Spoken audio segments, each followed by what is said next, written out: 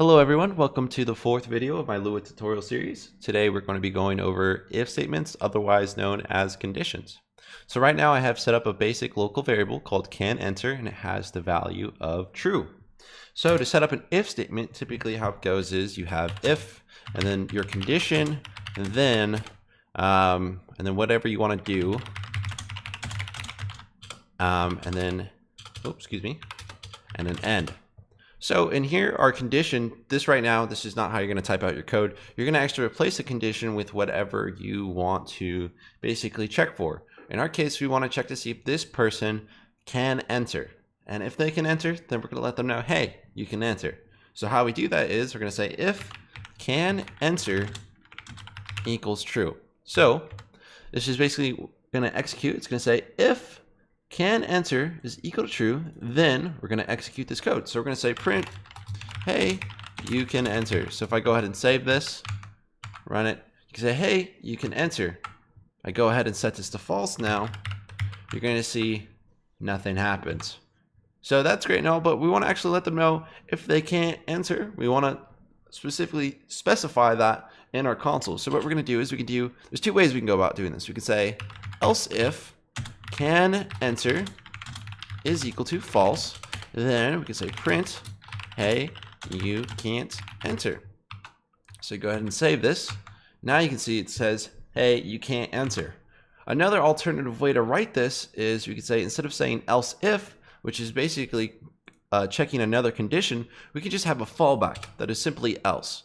So regardless of what happens of any of the steps above this else statement, if all of them end up being false, it will fall back to this no matter what. So right now, we're only checking to see if it's true. We're not checking for anything else. Go ahead and save this. You can see again, it says you can't enter. Set this to true. Hey, you can enter. So that's great. That's fantastic. So that's one example of a condition using a Boolean, but we're going to use some numbers to get a little bit more specific here and include a little bit more steps to show you how basically the hierarchy of if statements work. So we're going to have a local age equals 19.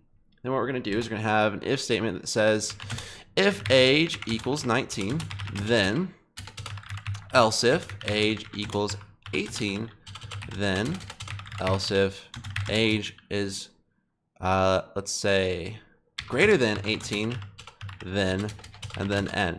So we're going to say print. We're going to say your age is 19. And then on this line, we're going to say print your age is 18. On this line, we're going to say print your age is greater than 19. Okay. And actually, I'm going to change this to 17 in this case. So I'm going to go ahead and save this. Now you can see we have our age set up for 19, and it's going to basically run this if statement here, and it's going to say if the age is equal to 19, which is true, it's going to print out your age is 19. So if you go in game, you can see your age is 19. But what's really unfortunate is we have this else if statement right here that says if the age is greater than 17. So that is actually true. 19 is greater than 17. So why did this not execute? Well, the thing is, it goes from top to bottom. So if we have a condition here that ends up being true, it's going to completely ignore all the conditions below that condition. That's the reason why it only says your age is 19 and it doesn't say your age is greater than 19. A couple examples of some operators that we can use. We can say if age is greater than or equal to 19, then, or else if age is less than or equal to 19, then, or else if age is not equal to 19, then, or else if age is not equal to 19, then. And yeah, those are a few examples of operators that you can use when it comes to creating if statements. The only thing you want to make sure you have is whenever you have an if, you're always going to want to have an end. And you only need one end for one if statement. You don't need an else if end, else if end, else if end, only if and end for all your if statements.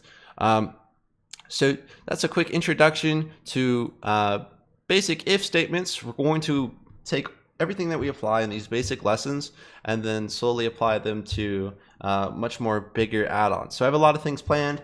I hope you guys are enjoying this series.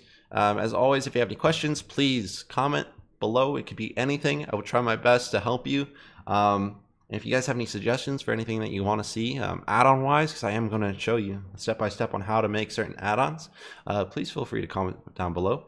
But yeah, guys, as always, make sure to like and subscribe. I appreciate it. Take care.